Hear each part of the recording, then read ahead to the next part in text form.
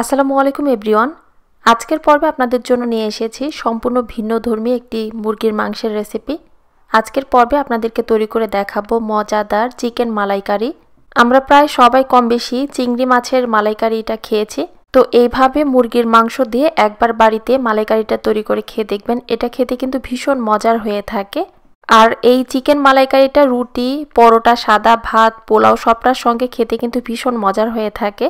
তো আশা করছি সম্পূর্ণ ভিন্নভাবে তৈরি করা চিকেন মালাইকারির আজকের এই রেসিপিটা আপনাদের কাছে ভালো লাগবে। চিকেন মালাইকারির জন্য প্রথমে মুরগির মাংসটা ম্যারিনেট করব। তো এখানে বেশ বড় সাইজের একটা মিক্সিং বলে 1 কেজির মতো মুরগির মাংস নিয়েছি।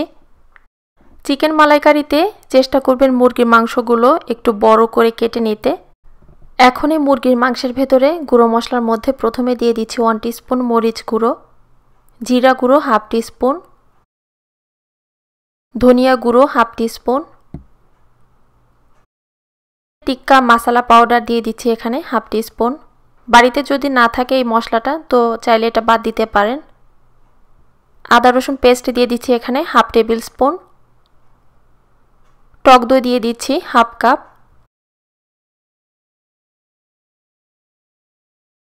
লবণ দিয়ে দিচ্ছি এখানে স্বাদ মতো। তারপর দিয়ে দিচ্ছি 1/3 টিস্পুন হলুদ গুঁড়ো। এখন সমস্ত মশলার সঙ্গে মুরগির মাংসটা ভালোভাবে একটু মেখে নিচ্ছি।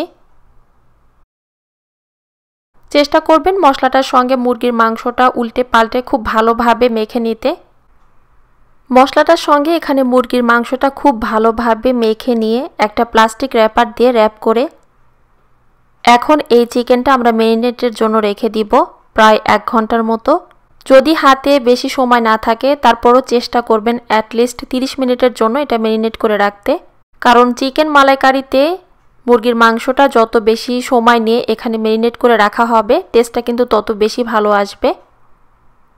তো 1 ঘন্টা মুরগির মাংসটা ম্যারিনেট করে রাখার পর এখন চলে যাচ্ছি রান্না করতে। চুলায় একটা প্যান বসিয়ে দিয়েছি, তারপর দিয়ে দিচ্ছি এখানে 1/3 কাপ তেল। এই 1/3 কাপ তেলে কিন্তু পুরো রান্নাটা হবে। তো প্রথমে চুলার আঁচটা বাড়িয়ে তেলটাকে ভালোভাবে গরম করে নিতে হবে। তেলটা যখন ভালোভাবে গরম হয়ে যাবে তারপর এক এক করে মুরগির মাংসের পিসগুলো তেলে দিয়ে দিচ্ছি।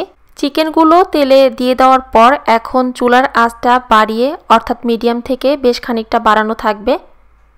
তারপর উল্টে পাল্টে চিকেনের দুপাশ হালকা একটা গোল্ডেন কালার করে ভেজে নিচ্ছি। আর চুলার আঁচটা বাড়িয়ে রাখার কারণে এই চিকেনের ভেতর থেকে আর পানি উঠবে না এবং মুরগির মাংসটা ভালোভাবে ভাজা হয়ে যাবে। তো মুরগির মাংসগুলো আমি ভালোভাবে ভেজে নিয়েছি। এখন এটা আমি তুলে নিয়েছি। আর খুব বেশি সময় নিয়ে কিন্তু মুরগির মাংসটা ভাজা যাবে না, সেক্ষেত্রে চিকেনটা শক্ত হয়ে গেলে খেতে কিন্তু খুব একটা ভালো লাগবে না। প্যানটা চেঞ্জ না করে সেম প্যানে এখন দিয়ে দিয়েছি 1/2 কাপ পেঁয়াজ কুচি। আর পেঁয়াজটাকে চেষ্টা করবেন একটু পাতলা করে মিহি কুচি করে কেটে নিতে। পেঁয়াজ কুচিটা দেওয়ার পর 2 থেকে 3 মিনিটের মতো একটু ভেজে নিয়েছি।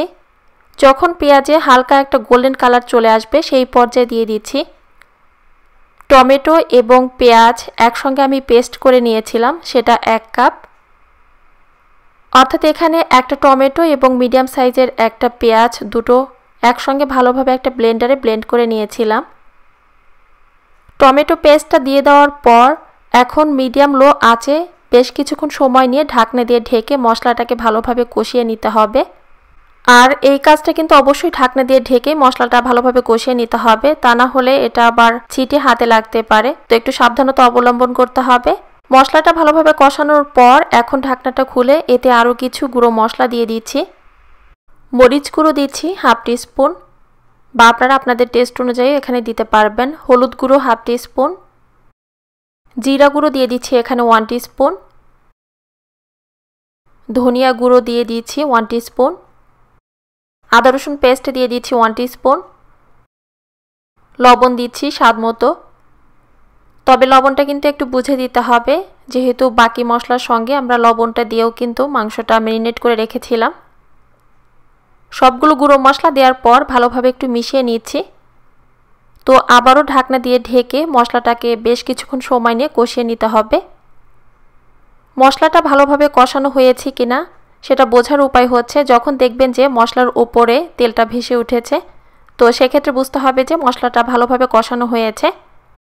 তো মশলাটা আমার ভালোভাবে কষানো হয়ে গিয়েছে। এখন দিয়ে দিচ্ছি ভেজে রাখা মুরগির মাংস। মুরগির মাংসটা দিয়ে দেওয়ার পর আবারও ভালোভাবে একটু মিশিয়ে নিচ্ছি মশলাটার সঙ্গে। তারপর আবারও ঢাকনা দিয়ে ঢেকে মশলাটার সঙ্গে মুরগির মাংসটা আমি কিছুক্ষণ সময় নিয়ে একটু কষিয়ে নিব।